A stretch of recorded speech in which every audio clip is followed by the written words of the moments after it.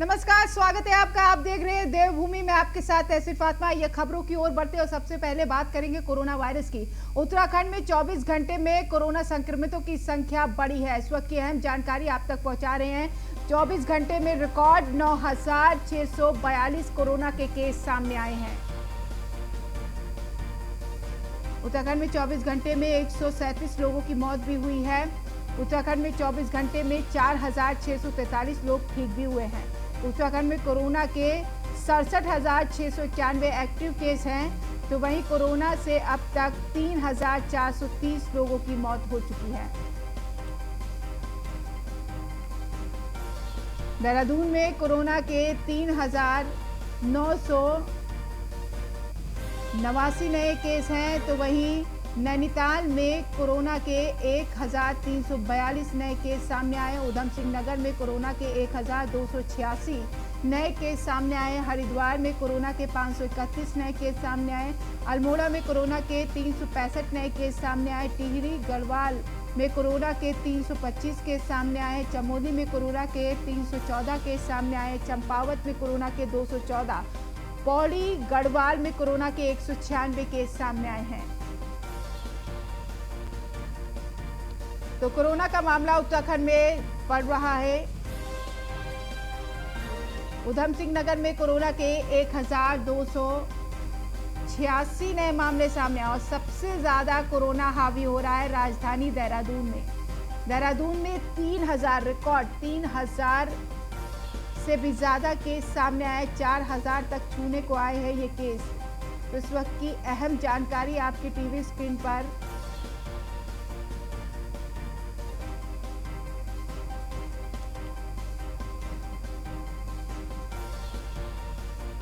सुमित सैनी संवाददाता इस खबर पर जानकारी के साथ जुड़ गए। सुमित सैनी, उत्तराखंड में तो कोरोना हावी हो रहा है, दिन रात कोरोना की यहाँ पर मॉनिटरिंग की जा रही कि कोरोना खत्म हो, बावजूद इसके कोरोना की जो लहर है, जो वेव है, बहुत ज्यादा हावी हो रही है।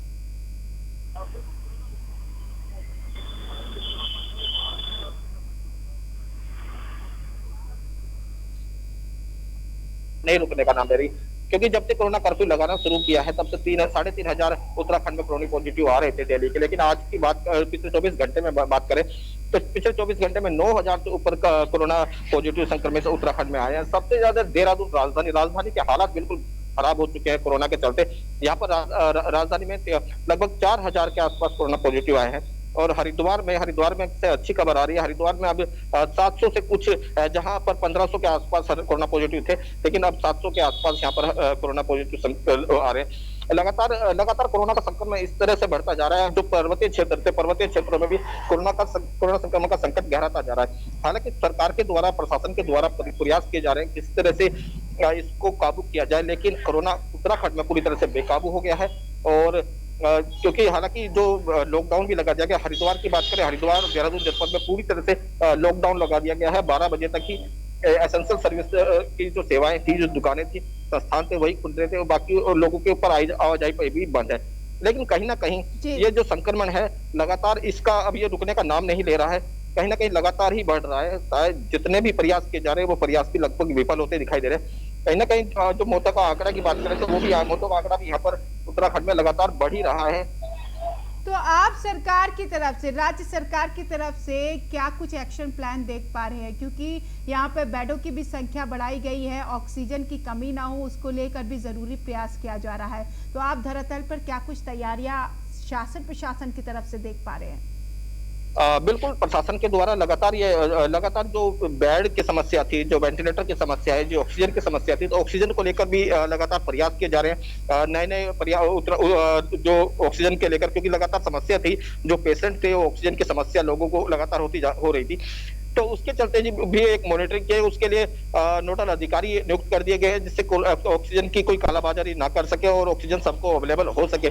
तमाम जो हॉस्पिटल है, हॉस्पिटलों को भी निर्देश दे दिए गए हैं वो 24 घंटे पहले ही ऑक्सीजन की कमी, जो ऑक्सीजन की अपनी जो डिमांड है वो 24 घंटे पहले ही दे, क्योंकि अभी पिछले दिनों रुड़की के कोविड डेडिकेटेड हॉस्पिटल में 5 लोगों की मृत्यु उसी के चलते हो गई थी, क्योंकि वहां पर ऑक्सीजन की आपूर्ति रुक गई थी, जिसके चलते 5 लोग की मौत हो गई थी। तो उसको भी उसके लिए भी मजिस्ट्रेट जांच की बैठा दी गई थी, उसकी भी जांच की जा रही है कि क्या कमी रही है और किस तरह से ऑक्सीजन की पूर्ति नहीं हो पाई थी वहां पर। और लगातार जो प्रशासन के द्वारा आपके पास लौटेंगे सुमित, हमारे साथ संजय शर्मा ऋषिकेश से, उनका रुख कर लेते हैं। संजय शर्मा, अगर ऋषिकेश की बात किया जाए तो 24 घंटे में कितने केस सामने आए हैं?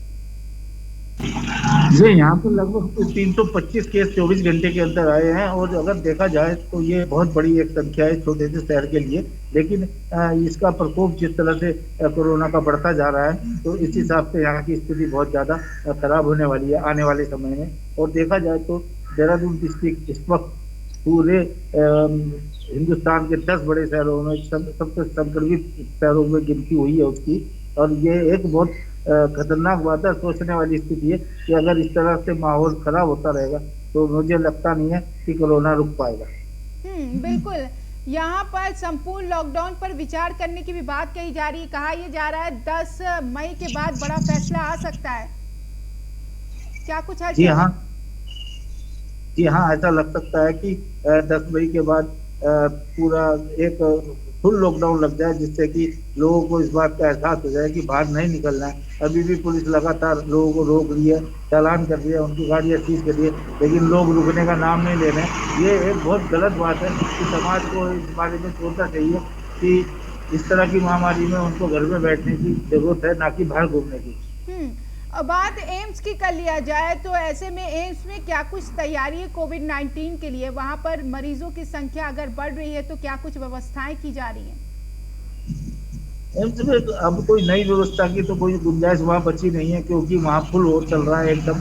और जो भी लोग वहाँ जा रहे हैं वो निराश ही लौट रहे हैं, क्योंकि वहाँ पर बहुत सारे केस अभी देखने को मिले हैं कि उनको वहाँ भर्ती नहीं किया गया, उनको देहरादून या कहीं और रेफर किया गया, क्योंकि वो भी एकदम फुल चल रहा है और वहाँ पर वेटिंग चल रही है।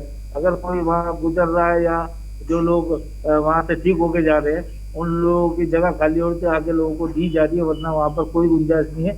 और सरकार की तरफ से जो ये DRDO द्वारा 500 बेड का एक बेड टेम्पररी हॉस्पिटल बनाने के लिए अब सिर्फ उसी की उम्मीद है कि वो यहाँ पर आएगा तो यहाँ के लोगों को उसमें जगह मिलेगी और उनका ट्रीटमेंट हो पाएगा। चलिए, आपके पास लौटेंगे। मैं सुमित आपके पास आऊंगी। सुमित, यहाँ पर 10 मई को उत्तराखंड सरकार बड़ा फैसला ले सकती है, क्या कुछ हलचल है वहां पर? चीज को लेकर, क्योंकि 10 मई को बड़ा फैसला लिया जा सकता है, क्योंकि 10 मई तक के लिए अभी फिलहाल जो कोरोना कर्फ्यू लगाया गया है पूर्ण तो इसमें तो कुछ जगह चीजों पर छूट है, लेकिन 10 मई को जो पूर्ण लॉकडाउन की बात की जा रही है उसके बाद लग सकता है। तो उसको लेकर उसमें हालांकि कई मंत्रियों ने मंत्री उसकी पैरवी भी कर रहे हैं कि ये पूर्ण तरह से अब लॉकडाउन लगा देना चाहिए। लेकिन कहीं ना कहीं लोगों के अंदर एक डर की भावना बनी हुई है, क्योंकि पिछले लंबे समय से लगातार 3-3, 4-4 दिन का लॉकडाउन लोग झेल ही रहे हैं। अब लोगों का साफ तौर से कहना है अगर लॉकडाउन अगर लगाना ही था तो पहले ही लगा देते, क्योंकि लगातार ये 3-3 दिन के लॉकडाउन के चलते भी समस्या लोगों को हो रही है। तो लोगों के अंदर एक डर की माहौल भी बना हुआ है, क्योंकि लॉकडाउन लगने के बाद से, क्योंकि काफी लंबे समय से जो लोगों के साथ रोजगार की भी समस्या आ गई। कुछ लोगों जो सबसे बड़ी समस्या गरीब तबके पर आती है, जो डेली दिहाड़ी मजदूर है, उनको काम ना मिलने के कारण वो भी परेशान हो रहे हैं। क्योंकि लेकिन ये इस चैन को हटाने के लिए लॉकडाउन भी एक बहुत बड़ा एक साबित हो सकता है इस चैन को तोड़ने के लिए। लेकिन जिस तरह से अब सख्ताई नहीं हो रही है, हालांकि कोरोना कर्फ्यू लगा, अगर इसको ही पूरी तरह से सख्ताई होती तो शायद आगे लॉकडाउन लगाना ना पड़ता। हालांकि सबसे बड़ी बात यह है कि जो रिपोर्ट RT-PCR की रिपोर्ट आती है, इस रिपोर्ट आने में भी 4-5 दिन लग जाते हैं। जो रिपोर्ट अभी की बात करें तो अभी भी उत्तराखंड में 30,000 से ऊपर जो टेस्टिंग की रिपोर्ट है वो वेटिंग में है। तो अब वे जो यही वजह है कि आंकड़े आगे बढ़ रहे हैं कोरोना की, ये बड़ी लापरवाही जो आप उजागर कर रहे हैं सुमित। खैर, मेरे साथ संजय भी है ऋषिकेश से। संजय, यहाँ पर कांटेक्ट ट्रेसिंग और टेस्टिंग पर कैसे जोर दिया जा रहा है? इस तरह की ट्रेसिंग हो रही है और साथ ही लगातार यहाँ पर लोगों के कोविड टेस्ट किए जाते हैं, जिससे पता चल रहा है कि यहाँ पर कितने लोग कोरोना से संक्रमित है। और लगातार उन लोगों को भर्ती किया जा रहा है या उनको आइसोलेट किया जा रहा है, या तो घर में आइसोलेट कर रहे हैं या जो आइसोलेशन वार्ड बने हैं वहां पर आइसोलेट कर रहे हैं। इस तरह की स्थिति यहाँ पर बनी हुई है। लेकिन एक बात की संतुष्टि है कि सरकार कदम उठाए जाते हैं और सरकार इन पर लगातार जोर दे रही है, और इस जोर का एक ही सामने निकल रहा है निष्कर्ष की ठीक है। लोग कम। आप लोग इस खबर पर नजर बनाए रखिए। फिलहाल संजय और सुमित, आप दोनों का बहुत बहुत शुक्रिया तमाम जानकारी पहुंचाने के लिए। कोरोना की दूसरी लहर देहरादून में जमकर कहर बरपा रही है। मई में राजधानी देहरादून की कोरोना रिपोर्ट बेहद डराने वाली है। यहां कोरोना की रफ्तार बेलगाम हो गई है। रोजाना 2500 से अधिक केस सामने आ रहे हैं, जबकि मौतों का आंकड़ा भी लगातार बढ़ रहा है। अब राजधानी में पूर्ण लॉकडाउन की मांग तेजी से उठने लगी, एक रिपोर्ट है।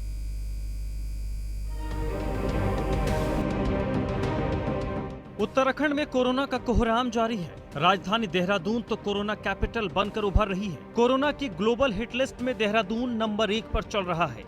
संक्रमित मरीजों की मौत के मामले में देहरादून जिले ने मुंबई को पीछे छोड़ दिया है।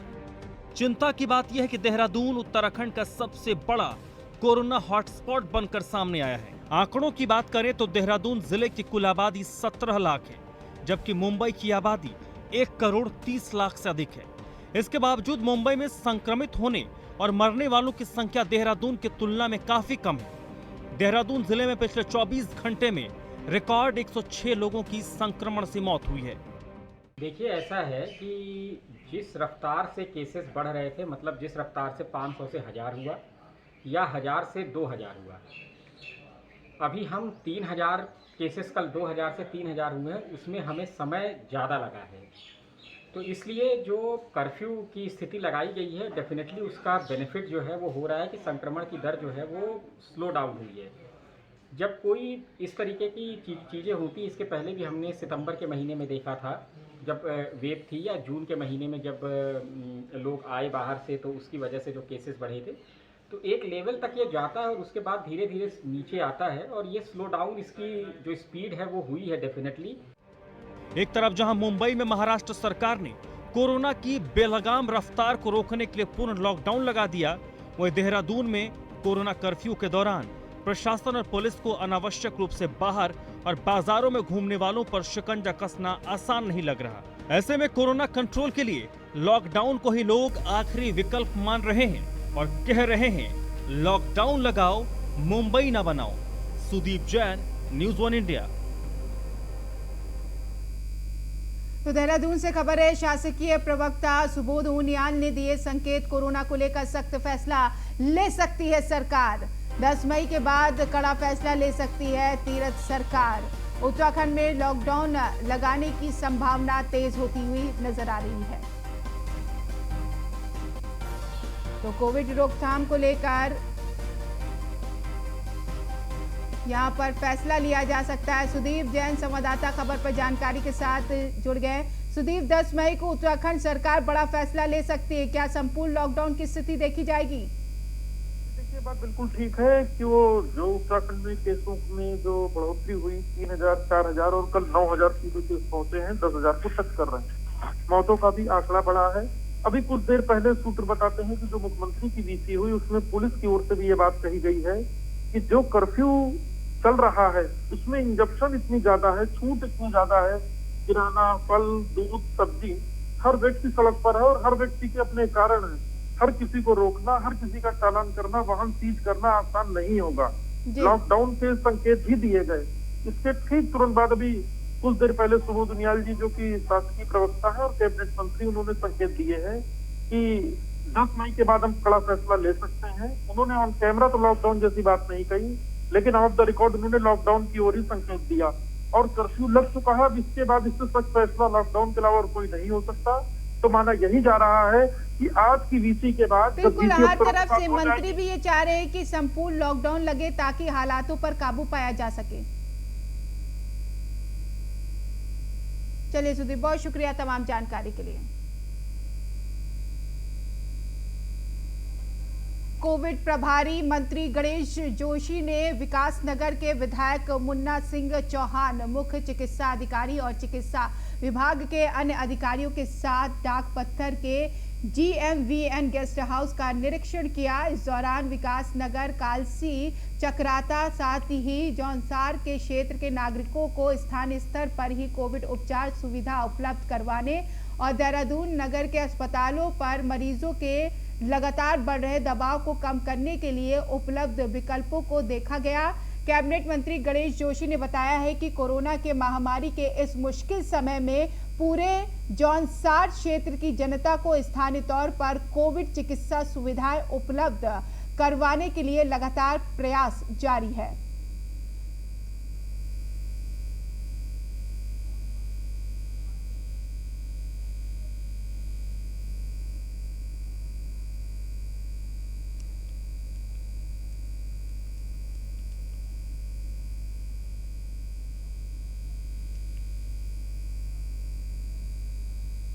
हल्द्वानी से खबर है। हल्द्वानी के सेंट्रल हॉस्पिटल में बने कोविड केयर सेंटर का स्वास्थ्य निदेशक ACMO रश्मि पंत, नगर मजिस्ट्रेट रीचा सिंह और अपर पुलिस अधीक्षक जगदीश चंद्र ने निरीक्षण किया।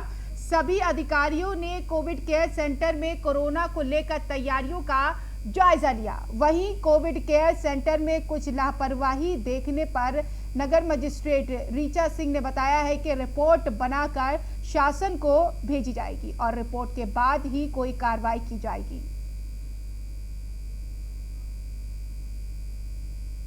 का निरीक्षण किया है और इसका उद्देश्य यही था कि जो कोविड नियम है उसके अंतर्गत हॉस्पिटल में कार्रवाई गतिमान हो रही है या नहीं हो रही है।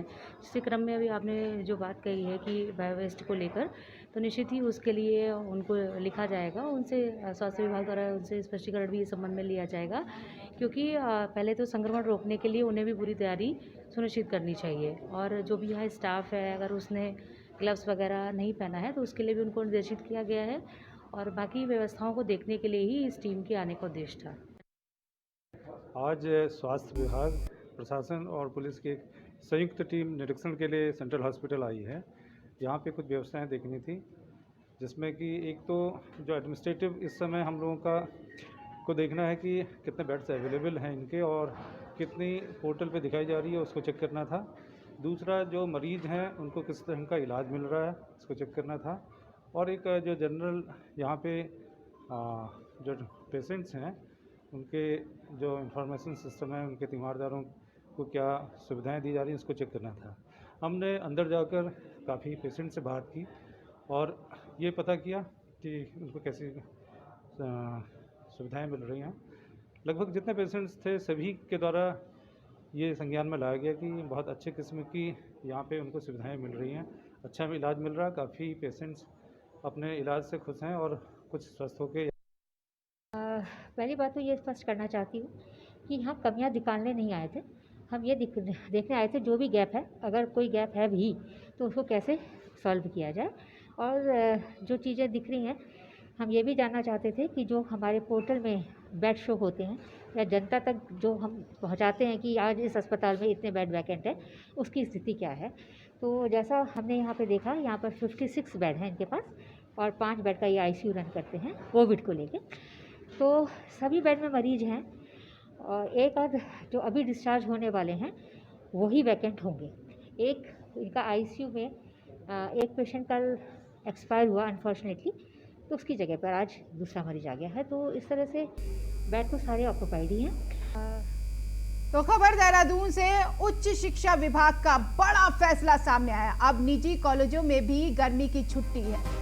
पहले राजकीय कॉलेजों के लिए ये आदेश था, छुट्टियों का आदेश उच्च शिक्षा विभाग ने किया संशोधित। अब राजकीय कॉलेजों के साथ निजी कॉलेजों में भी शामिल किए गए। कोरोना महामारी के चलते लिया उच्च शिक्षा विभाग ने ये फैसला।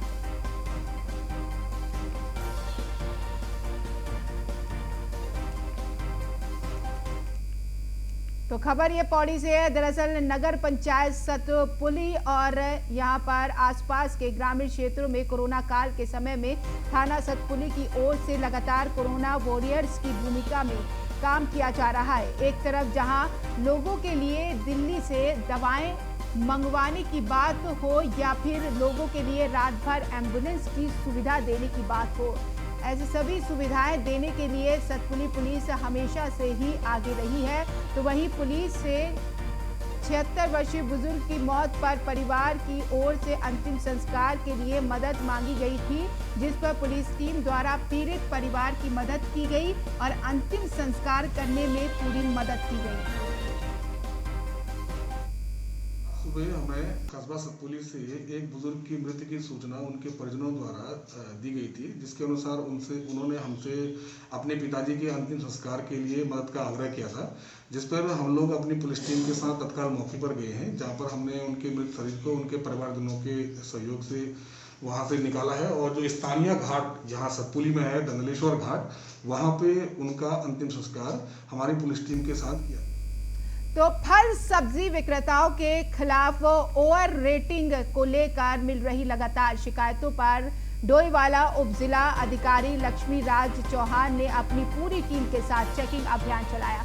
चेकिंग के दौरान ओवर रेटिंग कर रहे फल सब्जी विक्रेताओं पर चालानी कार्रवाई की गई, जिसमें 10 लोगों के चालान काटे गए। साथ ही जरूरी चीजों के दुकानदारों को सख्त हिदायत भी दी गई कि सभी दुकानदार 12 बजे के बाद दुकानें बंद कर दें। अगर किसी के खिलाफ शिकायत पाई जाती है तो उनके खिलाफ सख्त कार्रवाई की जाएगी। तो रेट को लेके थी, जो सब्जी वाले हैं हमारे फल वाले हैं, ओवर रेट की जो शिकायतें आ रही थी, उसके लिए हम लोगों ने हमारी पूरी टीम ने आज सब जगह चेक किया और सबको निर्देशित किया गया कि जो निर्धारित मूल्य है उससे ज़्यादा मूल्य पे नहीं बेचेंगे।